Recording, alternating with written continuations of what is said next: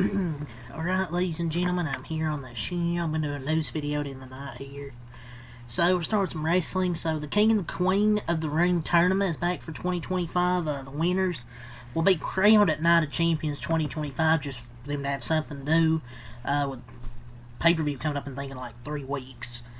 So, those winners will get a World Championship match against the champion of their respective brand at SummerSlam.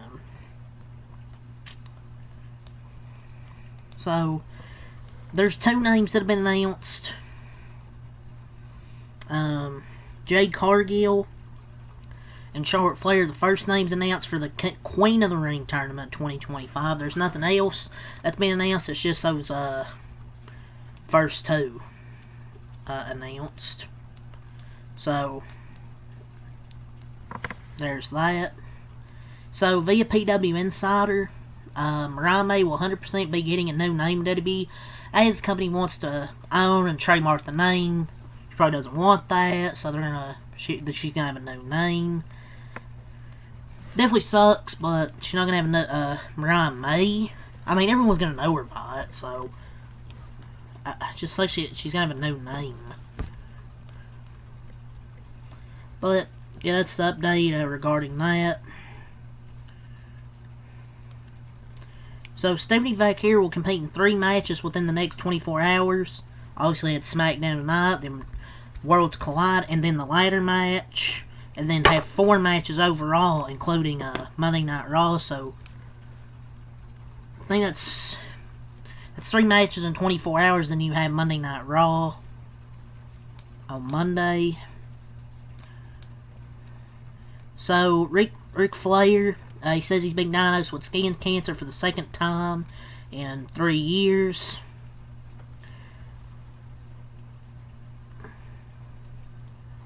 I mean, I kind of feel some sympathy, you know, because he has skin cancer. But, I mean, he did say, you know, Jim Ross had cancer, and he kind of tweeted something like, something about, I forgot what it was, seeking attention, so, well, hopefully he recovers, but he can't forget about what he said about Jim Ross. He said stuff about Jim Ross, called him an attention seeker, so, yeah, it's a little bit of karma right there. Hate people having cancer, but, so Mariah May collaborated with artist Abdul Malik for the foreign artwork to celebrate her joining WWE. So, this is a potential spoiler for Money in the Bank. I'm not sure what to believe here, so this is WrestleVotes, the source. Those familiar with the plans, this is a possible spoiler, said those familiar with the plans have not reportedly claimed that Rhea Ripley or Naomi are expected to win the women's Money in the Bank match, while Seth Rollins or Solo Sikoa is expected to win the men's. I don't know what to believe, because remember that report, Drew McIntyre to win Elimination Chamber, and that one was incorrect. I know that was a different guy, Featherstone, and this is WrestleVotes, but I don't know what to believe here. Naomi and LA Knight need to be the winners. Rhea does not need it. She does not need the briefcase at all. Like, I don't know what to say here. If LA Knight doesn't win, that's literally fumbling me. If Jey Uso can win the freaking world, is winning a world championship, yeah, LA Knight can too. And there's other examples of people who've won championships in the past. Jinder Mahal, Alberto Del Rio, Jack Swagger. I don't know what to say, man. Hope this isn't true, and if there's a platform I trust most, it's WrestleVotes. I hope this is a swerve. But just like Drew McIntyre winning the Chamber Room earlier this year, Rollins doesn't doesn't necessarily need it. Nobody wants to see Solo hold the briefcase. Triple H needs to do something like what HBK is doing, surprise the shit out of us, fuck the system for a little bit, provide us some excitement. This is LA Knight briefcase year. It needs to be. Get him over to Raw. He is dying on Fridays. If he doesn't win this and doesn't cash in and win the World Championship, what is he going to do on SmackDown? Who's he going to feud with? Who's he going to feud with? Has nothing. I'd even have him win the world title on Monday and cash in. We need some excitement. These shows are stale and super safe and predictable. And WrestleVote's also winning the comments section. Winners are never guaranteed, ever. Things can change and do so within a moment's notice. However, as we explain, stories need to be planned out post-Money in the Bank, and this is the direction they're also heading. I don't know. Hope this isn't true, man, because I can't take Solo fucking Sikoa winning Money in the Bank. Or Rhea. I love Rhea, but fuck, man.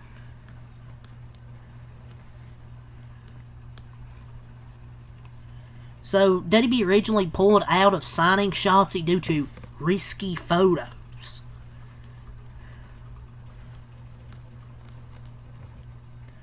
I don't even know. Honestly. So Mike Tenay, per a report, he has been discussed for WWE in the Worlds Collide show. Man, I'd love to hear Mike Tenay again. So those in TNA, they have reportedly indicated that they want to make an offer to R-Truth. So that report I was talking about with Mike Tenay, there's no confirmation that he was contacted, but there have been discussions within WWE of having him announce Worlds Collide. So, the reason for the 4-hour block of AEW Dynamite and Collision is that Warner Bros. Is reportedly trying to work out the best time slot for Collision going forward. Respectfully, no. Don't have these fucking shows be 4 hours. So, this is a source from Wrestling Observer, so take it with a grain of salt. There were reportedly a lot of wrestlers in WWE who were unhappy with R-Truth's release from the company due to how popular he is. I'm not surprised. Like, I'm not, like, they're not gonna be happy, like, and yes, everyone likes them. They're gonna be pissed. That's like bread found in a bakery, a fork found in a kitchen, the sky being blue. Yes, they're not gonna be happy. One of the more popular talents and really good friends, Camille. She's not planning to be back on AEW TV anytime soon. Well, I'm so shocked. Oh, she's working on a movie project, they said. Sure.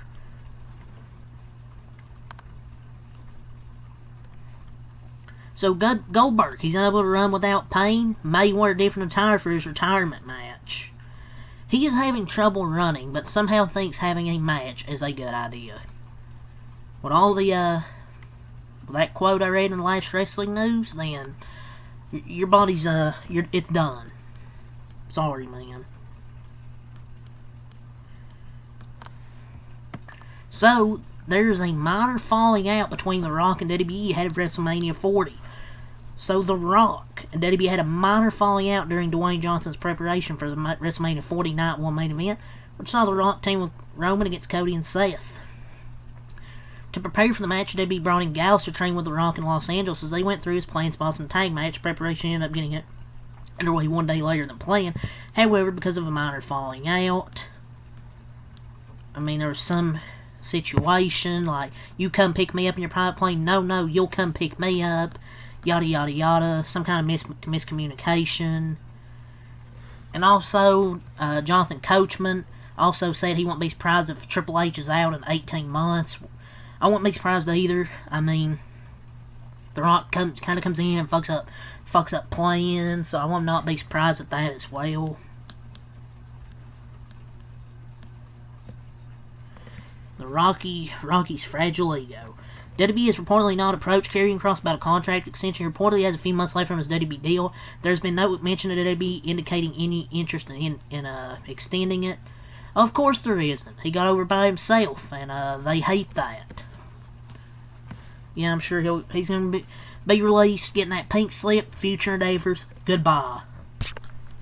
Is he the best wrestler in the ring? No, but it's hard to say that when he doesn't really get any matches any week. It's mostly backstage segments. And you're saying, oh, he can't wrestle? Then why is Jey Uso the champion? I'm not saying Karrion Kross should be a champion, but still. Zoe Stark is expected to miss WrestleMania 42. She's going to be out. She was going to be out anyways. So, despite speculation that WWE could be finishing up with AJ Styles, he is reportedly currently scheduled for regular Raw tapings. Whew. I had a heart attack reading that. Thank God. WWE, per report, they're reportedly planning more departures. So, we're going to get some more releases probably coming soon. So, R-Truth's WWE release was a financial thing, and is the main reason he's no longer with WWE. Yep. Record profits, by the way, folks, that WWE has, and they can't, and they can't extend them. And Liv Morgan, she had a stalker, but fortunately, they were arrested. So the good news, they got arrested. So yeah, that's all the wrestling there. A lot of news here. So for the NASCAR news portion, I'm just going to go over the schedule for tomorrow. So for today, 8:05 a.m. FS1 truck qualifying, 9:30 on Prime, Cup practice and qualifying, 12 p.m. Fox pre-race, 12:26 green. Sunday, 1:30 Prime for the pre-race, 2:19 green flag. It's going to be a 30% chance of rain. So yeah, there's the NASCAR. So, NFL news.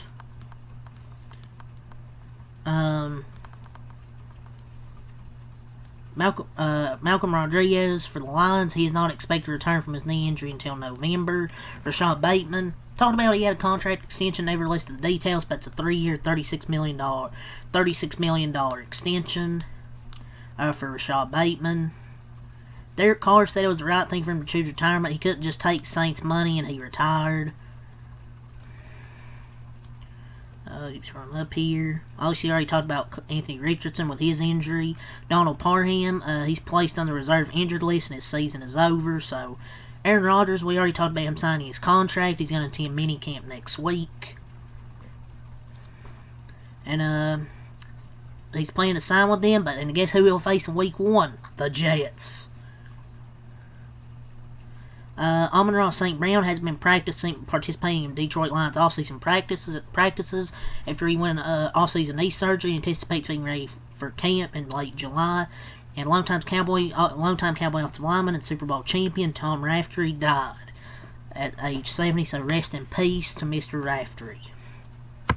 So talk about some NBA in the video here. So Toronto Raptors are a potential landing spot for Kevin Durant if they don't reach if Giannis doesn't reach the open market, the Raptors go after him. Kevin Durant reportedly told someone he just trusts that he thinks he's going to out with the Spurs per Gambo. Who would they trade, though? That'd be interesting. Game 1, the Pacers Thunder averaged a 4.7 rating, 8.91 million viewers on ABC, making it the lowest rated and least watched finals opener since it was tracked, excluding the COVID finals.